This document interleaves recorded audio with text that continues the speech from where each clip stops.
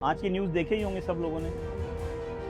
Petrol diesel के rate 3 रुपए के करीब बढ़ गए हैं। सीएनजी गैस 2 रुपए बढ़ गई। अब ये तो सबके दिमाग में बैठा ही दिया गया था कि रेट बढ़ने वाले हैं और बढ़ भी गए। 2-3 महीने से रेट बढ़ने की उम्मीद थी, बट नहीं बढ़े, क्योंकि फरवरी महीने में आखिरी से 28 फरवरी को वॉर शुरू हुआ और आज जो है लगभग 15 मई आ गया है, तब तक रेट नहीं बढ़ाएंगे। कारण कई रहे होंगे, कोई बोलता इलेक्शन है, कोई कुछ या भारत की सस्टेनेबिलिटी या भारत में रिजर्व स्टॉक। छोड़ दीजिए वो सब कारण, वो मुद्दा नहीं।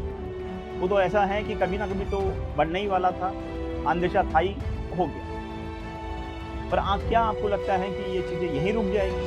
नहीं, ये रेट बहुत ऊपर जाएंगे, कम से कम 30-40 रुपये 50 रुपये तक भी जा सकते हैं, क्योंकि जो डॉलर क्रूड जो था वो लगभग 60-65 डॉलर प्रति बैरल था जब युद्ध शुरू हुआ था, और आज के टाइम पर 110 डॉलर के करीब है, और जो 120-22 को भी छू के वापस आया है। तो दिशा तो हमें समझ ही आ रही है, और युद्ध आगे जारी रह रहा है। तो युद्ध के अंदर पैसा लगता है, पैसे के लिए आप और हमने जिम्मेदार हैं, क्योंकि अगर वो लड़ाई लड़ रहे हैं तो आपके और मेरे पैसे पे लड़ रहे हैं, क्योंकि हम ही खरीद रहे हैं और उन्हीं का सामान है। वही 60 डॉलर का सामान आज हम 120 में खरीद रहे हैं। 60 डॉलर का हम उनको फंड करते हैं, और हमारी सारी डिपेंडेंसी उन्हीं के सामानों पर है। क्रूड वहाँ से आएगा, हीलियम आएगा, सीएनजी, एलपीजी सब वहीं से आएगा, और उसकी कीमत वो तय करेंगे। क्यों? क्योंकि उनको लड़ाई के लिए पैसा चाहिए। तो आप और मैं और हम सब भारतीय जो कंज्यूम कर रहे हैं, ये लड़ाई के लिए जिम्मेदार हैं। आपने ये सामान खरीदना बंद कर दिया, लड़ाई उसी दिन रुक जाएगी। क्यों? क्योंकि लड़ने के लिए पैसा चाहिए, और पैसा कौन देगा? जब कमाई होगी तभी लड़ाई होगी। लड़ाई कैसे होगी और कमाई कैसे होगी? जब आप उनका सामान खरीदेंगे और मजबूरी में खरीदेंगे और उनके मनमानी कीमतों पे खरीदेंगे। अब ये आपको डिसाइड करना है कि क्या इस तरह की गुलामी आपको करनी है। आपके सर पे बंदूक लगा दी गई है और आपको उनका सामान उनकी कीमत पे, उनकी मर्जी से आपको खरीदने पे मजबूर किया जाए, और आप सुधरेंगे नहीं। क्यों? क्योंकि हम 70-80 साल से ही आज़ाद हुए हैं, और हमारी मानसिकता अभी भी गुलामी की है, और हम गुलामी की तरफ बढ़ रहे हैं। ये नई तरह की गुलामी है। इसमें एक तरफ तो आपको आदत डाल दी जाएगी। पहले आपके घर में लकड़ी या कोयले से चूल्हा रहता था, अभी वो गैस पे शिफ्ट हो गया, और गैस की आपकी मजबूरी हो गई। इसी तरह से 2 व्हीलर में आपको पेट्रोल चाहिए, 4 व्हीलर में डीजल चाहिए, जहाज़ों को उड़ने के लिए उनका फ्यूल चाहिए। तो हर चीज़ की, और ये सारा की सारा भारत में इंपोर्ट होता है। भारत इसका 10-20% से ज़्यादा बनाता नहीं है। तो मजबूरी में झक मार के आपको ये खरीदना ही पड़ेगा। क्यों? क्योंकि उनको लड़ना है, उनको पैसा चाहिए, और आपको देना जरूरी है। आपके पास दूसरा चारा नहीं है, और ये चलते ही जाएगा। इवन मोदी जी भी आपसे 2 बार 3 बार अपील कर चुके हैं कि सोना मत खरीदो। साल भर तक घर में कोई भी फंक्शन हो, कोई भी कार्यक्रम हो, हम सोने के गहने नहीं खरीदेंगे, सोना नहीं खरीदेंगे। विदेशी मुद्रा बचाने के लिए हमारी देशभक्ति हमें चुनौती दे रही है, और हमें इस चुनौती को स्वीकार करते हुए विदेशी मुद्रा को बचाना होगा। फर्टिलाइजर वहीं से आ रहा है। फर्टिलाइजर हमको लोकल बनाना नहीं है, वर्मी कंपोस्ट पे काम नहीं करना है।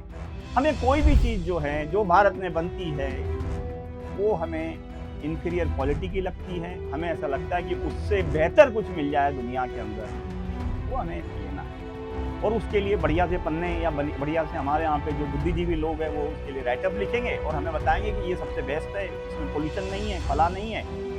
सब बराबर है बाबा, पर बात ऐसा है कि जब नहीं मिले तब क्या करें, उसके बारे में हमें नहीं बताया जाता। पर अब मोदी जी ने अपील करी है, खाने का तेल कम करिए, वो भी हम इंपोर्ट कर रहे हैं। हमें तो ऐसा लग रहा है कि सिर्फ भारत में बच्चे पैदा करें, वो भारतीय रहे, पर हम सामान सारा विदेशी ही खरीदेंगे। ये एक अजब गुलामी है और हमें उसमें हम अपने आप को धन्य मानते हैं कि हम विदेशी सामान खरीद पा रहे हैं और ये रुकेगा नहीं। उसी तरह से अब हम लोग तो केमिकल मैन्युफैक्चरर हैं, कंस्ट्रक्शन केमिकल्स बनाते हैं और आरडीपी हम भारत में बनाते हैं। अब मैं कई सालों से ये प्रयत्न चल रहा है कि ये प्रोडक्ट भारत में बड़े पैमाने पर बिके, पर बात ऐसा है कि हमें आदत लगी हुई है विदेशी सामान की। कोविड के अंदर आरडीपी के रेट 300 रुपये तक गए और अभी भी थोड़ा सा वक्त है, आप देखेंगे ये रेट भी दुगने तिगने तक पहुंच जाएंगे और आप दोगे। क्यों? क्योंकि आपने भारतीय प्रोडक्ट्स को बढ़ावा नहीं दिया। भारत के अंदर फैक्ट्रीज लगाने के लिए या नई चीज़ें करने के लिए आप प्रोत्साहित नहीं कर रहे हैं, आप उनका सामान नहीं खरीदना चाहते हैं और इसके लिए आप जिम्मेदार हैं। अब पैसा आपको एक्स्ट्रा देना ही पड़ेगा। अभी भी वक्त है, सुधर जाओ। भारत के अंदर जो सामान बन रहा है, भारत के अंदर के जो केमिकल्स हैं उससे बन रहा है, इंडियन टेक्नोलॉजी से बन रहा है, उनको प्रोत्साहित करिए।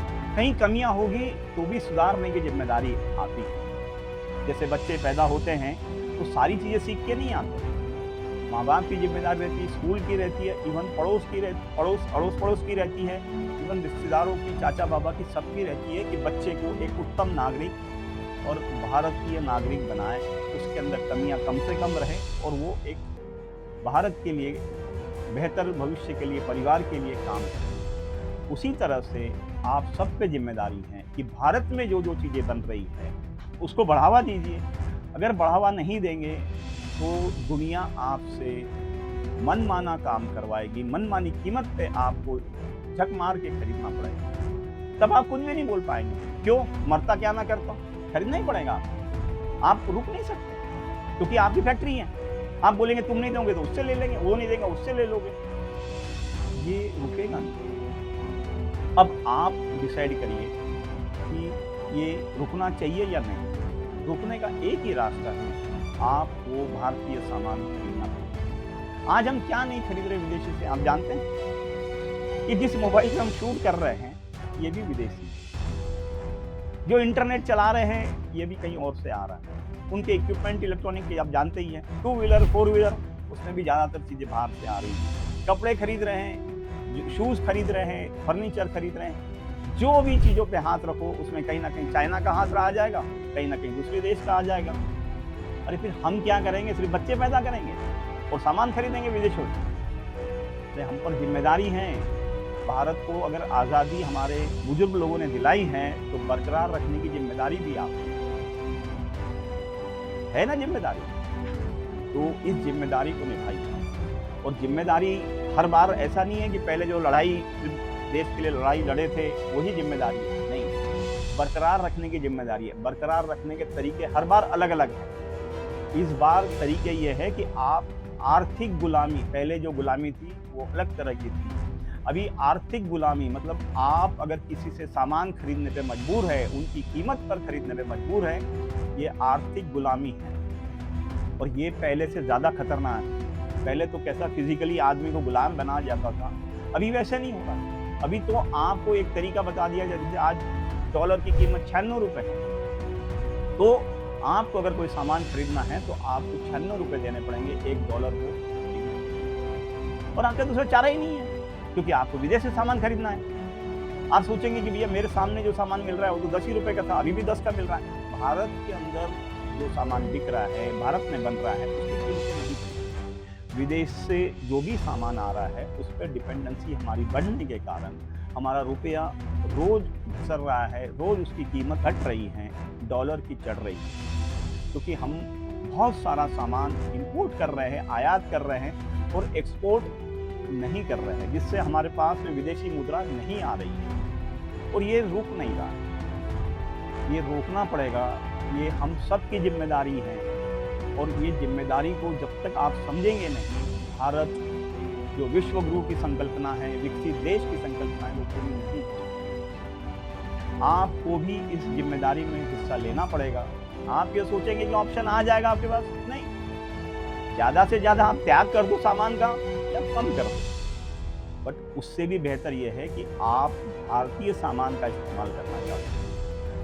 भारत में भी बहुत सारी चीज़ें बन रही हैं, पर हम नहीं खरीद रहे हैं। एक आपको एग्जांपल दे दूं, भारत में ऑलिव ऑयल छोड़ के लगभग बहुत सारे तेल भारत में बन रहे हैं, पर हमें ऑलिव ऑयल चाहिए, विदेशी फ्रूट चाहिए, विदेशी सामान चाहिए, इससे कहीं ना कहीं बाहर आना पड़ेगा।